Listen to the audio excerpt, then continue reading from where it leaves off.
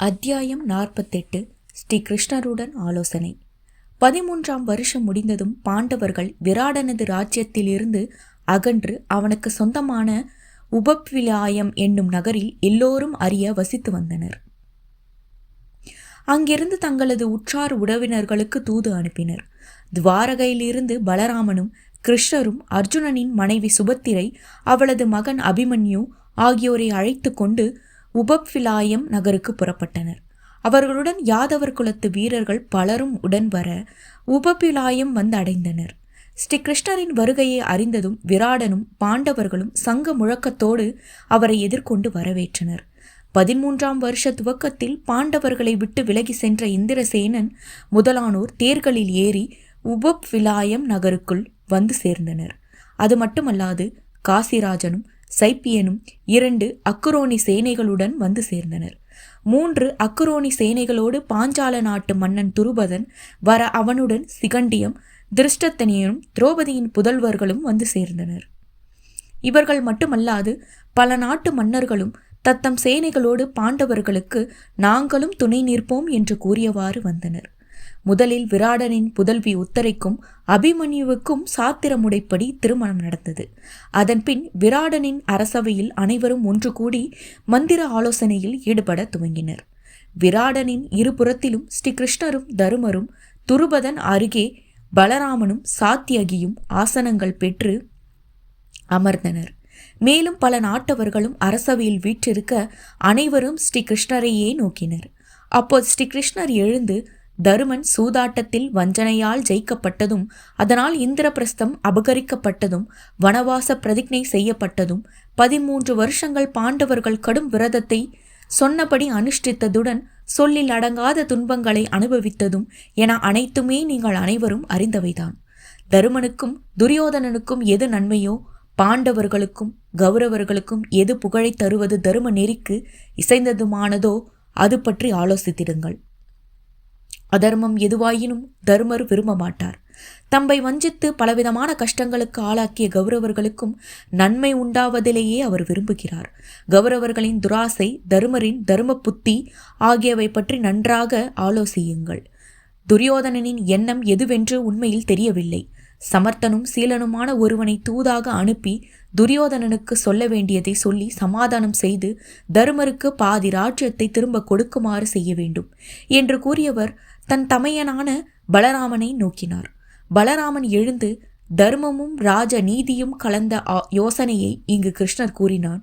தருமனுக்கும் துரியோதனனுக்கும் நல்லதான யோசனையை கிருஷ்ணனால் கூறப்பட்டது. இதனை நான் பாராட்டி வரவேற்கிறேன். பாண்டவர்கள் தாங்கள் இழந்த ராஜ்யத்தை மீண்டும் அடைய விரும்புகிறார்கள். சமாதானத்தின் மூலம் அடைந்தவர்கள் என்றால் பாண்டவர்களும் கௌரவர்களும் என இருவருக்குமே நன்மை உண்டாகும். அதில் ஏதும் சந்தேகமில்லை. இதற்கென ஒருவர் துரியோதனனிடம் சென்று தருமனது வேண்டுகோளை எடுத்து கூறி அவனது கருத்தை அறிந்து வர வேண்டும். அவ்வாறு செல்பவனால் இருவருக்கும் இடையே சமாதானம் உண்டாக வேண்டும். அத்தகைய திறமை உடையவன் தான் துரியோதனனிடம் செல்ல வேண்டும். அவ்வாறு சென்றிடும் தூதுவன் பீஷ்மர், திருதராஷ்டிரர், துரோணர், விதுரர், கிருபர், அஸ்வத்தாமர், கர்ணன், சகுனி என எல்லோரிடமும் கலந்து ஆலோசித்து தருமனுக்காக வணக்கமுடன் கேட்க வேண்டும். என்ன நடந்தாலும் கோபம் கொள்ளக்கூடாது. தருமன் நெறிந்தே சூதாட்டம் ஆடி ராஜ்யத்தை இழந்தான். நண்பர்கள் பலர் தடுத்த போதும் ஆடுவேன் என பிடிவாசம் செய்து ஆடினான். தாயக்கட்டை உருட்டுவதில் சகுனி கை தேர்ந்தவன் என தெரிந்தும் தான் அவ்விளையாட்டில் சகுனிக்கு நிகரானவன் அல்ல என அறிந்துமே தருமன் அந்த ஆட்டத்திற்கு ஒப்புக்கொண்டு ஆடினான். அதனால் இப்போது தூதாக செல்லுபவர் திருதராஷ்டிரரிடம் பணிவோடுதான் கேட்க வேண்டும். அவ்வாறு செல்பவன் போரில் விருப்பம் கொண்டவனாக இருக்கக்கூடாது. எப்படியாவது சமாதானம் ஒன்றை குறிக்கோளாக கொண்டு துரியோதனனிடம் நல்ல வார்த்தைகளையே பேச வேண்டும். எனவே மன்னர்களே, போரை விரும்பாதீர்கள். சமாதானத்தில் பெற்ற செல்வமே நீடித்து நிலைத்து நிற்கும். எந்த யுத்தத்திலும் அநீதி மட்டுமே ஏற்படும் என்றான். இவ்வாறு பலராமன் கூறியதை யாதவ வீரரான சாத்தியகி பொறுத்து கொள்ள முடியாமல் கோபம் கொண்டவனாய், பலராமர் பேசியது எனக்கு சிறிதும் நியாயமாக தோன்றவில்லை. ஒருவன் தன் அந்தரங்க எண்ணம் எதுவோ அதற்கு அனுசரணையாகத்தான் தன் சாமர்த்தியத்தை கொண்டு பேசிடுவான். எதையுமே வெகு ஆழமாக வாதிட முடியும். ஆனால் ஒருபோதும் அதர்மம் தர்மமாகாது. பல தேவர் கூறியதை நான் ஆட்சேபிக்கிறேன். வெறுக்கவும் செய்கிறேன். ஒரே தாய் வயிற்றில் சூரனும் கயவனும் அண்ணன் தம்பியராக பிறக்கின்றனர். கிருஷ்ணர் பேசிய தருமர் போல பலராமன் பேசியது இல்லை. தருமர் குறை கூறுபவன் துரியோதனனை கண்டு பயப்படுகிறவனாகத்தான் இருக்க வேண்டும். இவ்வாறு நான் கடுமையாக பேசுவதை அவையோர் மன்னித்தருள வேண்டும்.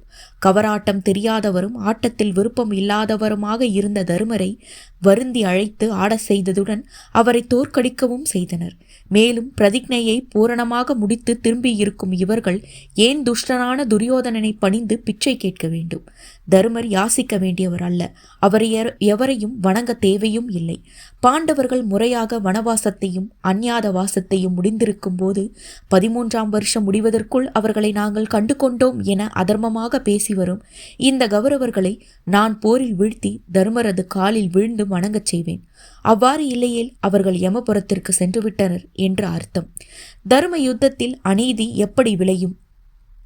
ஆயுதம் ஏந்தி போரிடும் எதிரிகளை கொல்வதில் எந்த ஒரு பாவமும் இல்லை. பகையாளிகளை யாசிப்பது ஏட்சிக்குரியதாகும். துரியோதனன் போரை விரும்புவானாகில் நாமும் போருக்கு தயாராகுவோம். எனவே காலதாமதமின்றி நாம் இனி செய்ய வேண்டியதை செய்ய வேண்டும். போரின்றி அவன் பாண்டவருக்கு நாட்டை தரப்போவதில்லை. மேலும் தாமதிப்பது அறியாமையே என்று உறுதிப்பட கூறியதும் துருபதன் மிகவும் மகிழ்ந்தான். துருபதன் எழுந்து சாத்தியகி கூறுவது முற்றிலும் சரியே. அவனது கருத்தையை நானும் ஆதரிக்கிறேன். நல்ல வார்த்தைகளையே பேசுவதால் துரியோதனனும் ஒருபோதும் வழிக்கு வரமாட்டான். நம் போர் முயற்சியை நிறுத்தாது நாம் தயாராகி கொண்டிருக்க வேண்டும்.